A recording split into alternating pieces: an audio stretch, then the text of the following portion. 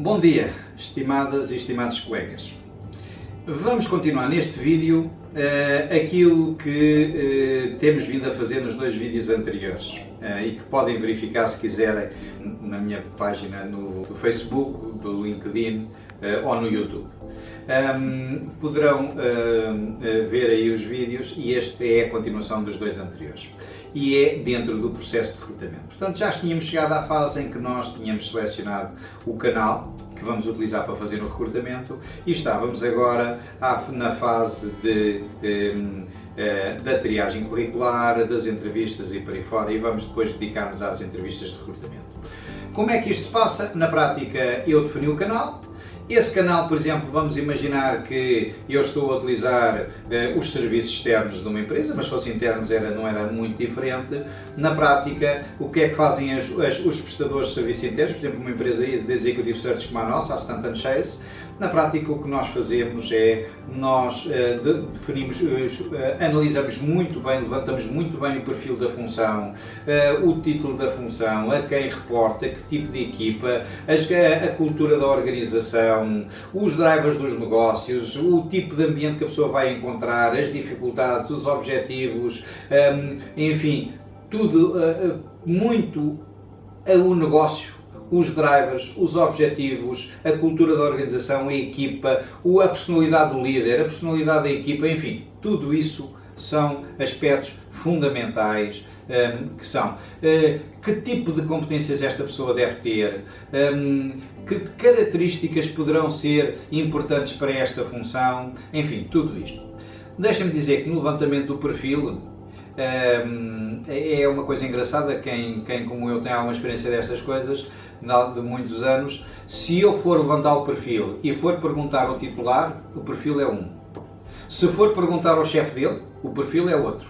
E se for perguntar ao diretor, o perfil é outro completamente diferente.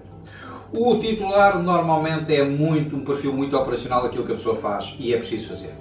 O chefe, o que vai dizer é não só aquilo que a pessoa faz, mas também algumas coisas que era importante que a pessoa viesse a fazer no futuro. E o diretor tem normalmente uma visão muito mais estratégica, muito mais virada para o futuro daquilo que é a função desempenhada pela pessoa. Portanto, um bom levantamento não é feito só com uma pessoa, é feito se calhar com 2 ou 3 pessoas para perceber as características. E é por isso que nós normalmente falamos, quando vamos a uma organização, com mais do que uma pessoa para fazer bem o levantamento da função, para perceber a cultura, para perceber o negócio e tudo isso, normalmente é muito importante isso.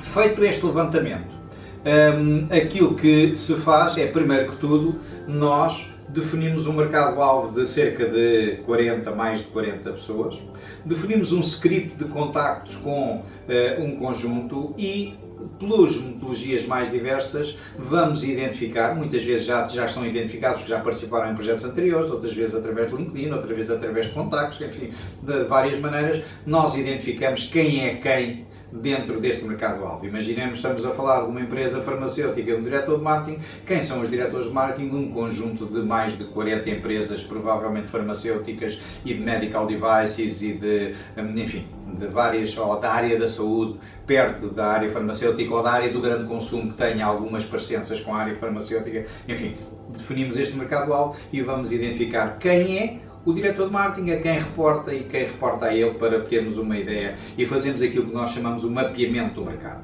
Deste mapeamento, nós temos várias métricas que usamos, no mínimo são 40 empresas no mercado-alvo e no mínimo são 80 pessoas que são contactadas pelas nossas researchers usando o tal script. Dessas 80 pessoas, 80, 100, às vezes mais pessoas, nós trazemos normalmente para a entrevista cerca de 16 a 20, que são entrevistadas segundo uma metodologia que mais tarde falaremos, e dessas entrevistas vai sair uma shortlist de 4 pessoas.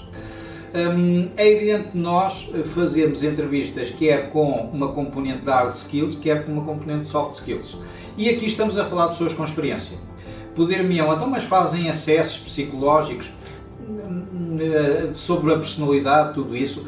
Poderíamos fazer, mas reparem, se eu estou a recrutar um CFO e falo com um diretor de marketing e falo com não sei quantos diretores de marketing, os 16 a 20 com que eu venho falar, que já saíram dos tais 80 que as minhas researchers falaram, esses 16 a 20 são pessoas que já são CFOs ou que já são diretores de marketing e são CFOs e diretores de marketing com grande sucesso, normalmente com um track record no mercado bastante bom. Ora, o que acontece é que cada um deles tem uma personalidade diferente. Portanto, para exercer a função de CFO, não há uma personalidade própria. Cada um exerce a função de CFO com a sua própria personalidade.